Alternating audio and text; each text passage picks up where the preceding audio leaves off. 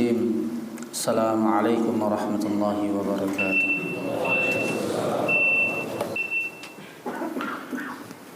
إن الحمد لله نحمده ونستعينه ونستغفره ونعوذ بالله من شرور أنفسنا ومن سيئات أعمالنا.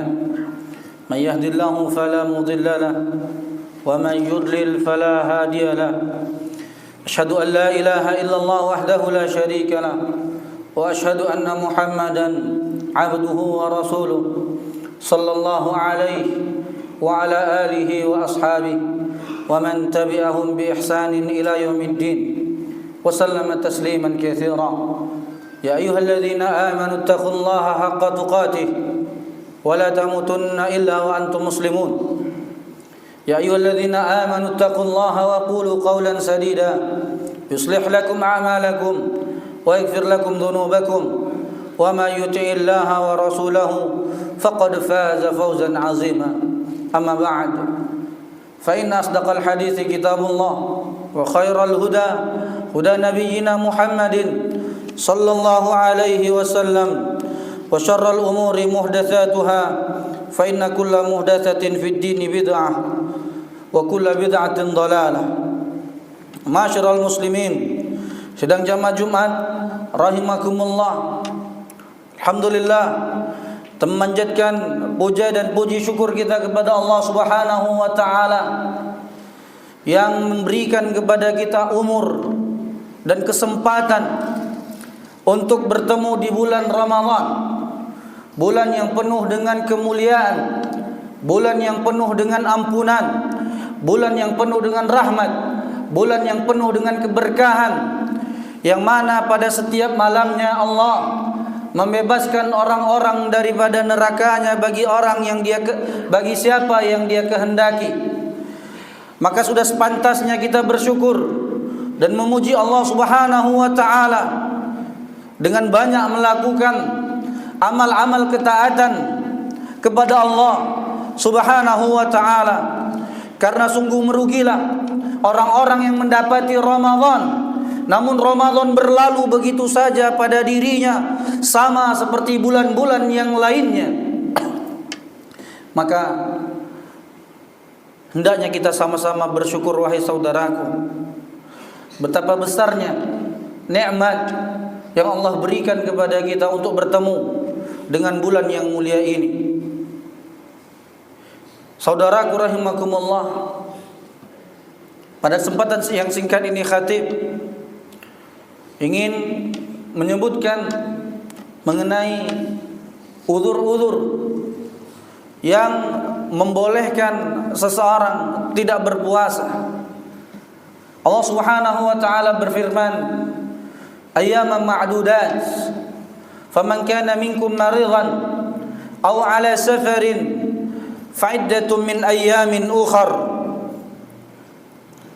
wa 'alal ladzina yutiqunahu fidyatun ta'amu miskin.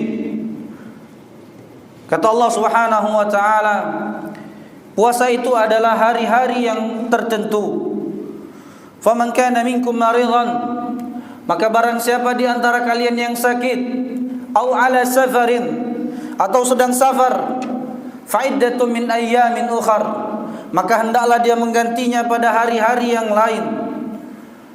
Kemudian orang-orang yang tidak lagi mampu berpuasa, maka Allah mengatakan wa 'alal ladzina yutiqunahu fidyatun ta'amu miskin, maka hendaklah dia menebusnya dengan fidyah, yaitu memberi makan satu orang miskin. Ma'asyiral muslimin, sedang jamaah Jumat rahimakumullah, ada beberapa hal yang menyebabkan seseorang boleh untuk tidak berpuasa sebagaimana dijelaskan oleh syariat. Uzur yang pertama adalah karena sakit, dan sakit ini ada dua jenis. Jenis yang pertama yaitu sakit yang membuat dirinya tidak bisa berpuasa, namun sakit ini bisa hilang ataupun sembuh. Maka dalam kondisi seperti ini, seseorang tidak berpuasa, namun dia wajib untuk mengqadhanya, dia wajib untuk menggantinya pada hari setelah Ramadan. Jenis sakit yang kedua adalah sakit yang tidak bisa diharapkan sembuh. Divonis oleh dokter bahwa sakitnya tidak bisa sembuh. Maka sakit yang seperti ini dia tidak wajib qadha, namun yang wajib baginya adalah membayar fidyah. Namun jika pun ia mengqadhanya maka puasanya tetap sah. Dalilnya adalah firman Allah Subhanahu wa taala yang tadi telah khatib bacakan. Faman kana minkum maridan, barang siapa di antara kalian yang sakit, au ala safarin, atau safar, maka silakan dia menggantinya pada hari yang lain. Dan yang termasuk pada kategori ini adalah mereka yang dalam usia lanjut, yang tidak mampu untuk berpuasa. Adapun orang yang masuk ke dalam kategori seperti ini, yaitu usia lanjut yang sudah lemah, baik dari kalangan lelaki maupun wanita, maka mereka tidak wajib untuk mengqadha. Namun yang wajib bagi mereka adalah fidyah. Apa itu fidyah? Yaitu memberikan makan satu orang miskin. Sahabat yang mulia Anas bin Malik sebagaimana yang diriwayatkan oleh Imam Bukhari, di masa tuanya dia tidak lagi mampu untuk berpuasa. Apa yang beliau lakukan? Maka beliau mengumpulkan orang-orang miskin lalu memberikan mereka makanan sesuai dengan jumlah hari yang beliau tidak mampu untuk berpuasa. Maka ini adalah uzur yang pertama yang membolehkan seseorang tidak berpuasa, yaitu karena sakit. Kemudian ma'asyiral muslimin, uzur yang kedua yang membolehkan seseorang untuk tidak berpuasa adalah ketika dia melakukan safar, yaitu perjalanan yang jauh. Dan menurut pendapat yang paling kuat, seseorang dianggap bersafar yaitu jika dia telah melakukan perjalanan 80 km lebih. Meskipun di sana ada pendapat bahwa ketika dia telah keluar daripada mukimnya dalam rangka safar, maka dia pun dianggap sebagai safar. Nah, orang yang safar ini, saudaraku, memiliki beberapa keadaan. Keadaan yang pertama, seandainya dia dalam keadaan safar dan safarnya itu berat bagi dirinya jika dia berpuasa, artinya jika dia berpuasa dalam keadaan safar, dia tidak lagi mampu untuk maksimal melakukan amal-amal ketaatan yang lainnya, maka yang lebih afdal ketika itu adalah berbuka alias tidak berpuasa. Kemudian keadaan yang kedua bagi seorang musafir, yaitu jika safar itu tidak membuatnya berat atau safar itu ringan baginya dan dia mampu untuk melakukan amal-amal ketaatan, maka ketika itu berpuasa baginya lebih utama. Kemudian keadaan yang ketiga bagi seorang musafir, jika keadaan itu membuatnya sakit, maka ketika itu berbuka ya wajib baginya. Nabi sallallahu alaihi wasallam mengatakan di dalam sebuah hadis yang sahih, "In syi'ta fasum." Jika kamu ingin silakan berpuasa, wa in syi'ta fa'aftir, dan jika kamu ingin silakan berbuka. Kemudian Nabi juga mengatakan pada sahabat yang dia memaksakan dirinya padahal keadaannya sudah sangat sulit. Kata Nabi, "Laisa minal birri as-siyamu fis safar." Bukanlah kebaikan, bukanlah dianggap kebaikan orang yang berpuasa dalam keadaan safar, yaitu menyulitkan dirinya. Tentunya masing-masing individu yang melakukan safar sangat mengetahui keadaan dirinya.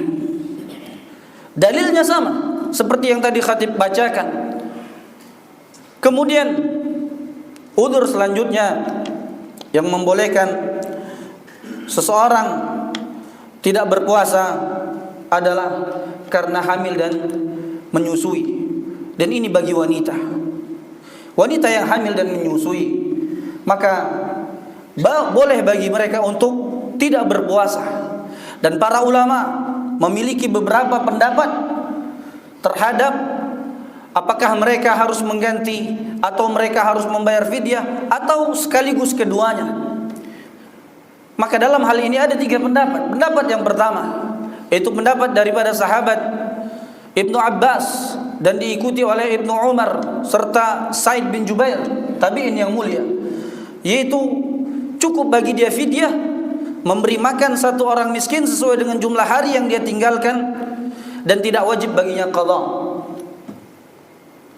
Kemudian pendapat yang kedua, yaitu daripada Ali bin Abi Thalib dan diikuti oleh Imam Abi Hanifah, yaitu wajib bagi wanita hamil dan menyusui qadha tanpa fidyah. Kemudian pendapat yang ketiga, yaitu pendapat yang dipilih oleh Imam Asy-Syafi'i dan Imam Ahmad bin Hanbal, yaitu wajib bagi wanita ini, yaitu wanita yang hamil dan menyusui, qadha dan membayar fidyah. Dan tentunya pendapat yang pertama lebih kuat, namun pendapat yang ketiga juga lebih selamat untuk diamalkan. Dan para ulama mensyaratkan bahwa wanita yang hamil dan menyusui ini boleh bagi mereka berbuka kapan?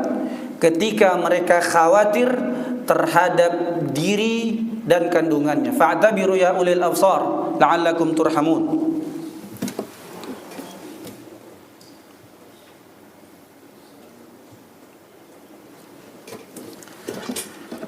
Alhamdulillahi wa kafa, wassalatu wassalamu ala nabiyil mustafa sayyidina wa maulana Muhammadin wa ala alihi wa ashabihi wa man ihtada. Saudaraku sidang jamaah Jumat rahimakumullah, Allah memberikan kepada kita umur dan kesempatan untuk bertemu dengan bulan yang mulia ini. Maka nasihat bagi diri khatib sendiri dan kepada para jamaah sekalian, hendaknya kita benar-benar memaksimalkan apa yang telah Allah berikan kepada kita berupa umur dan kesempatan untuk memaksimalkan bulan yang penuh dengan kemuliaan ini.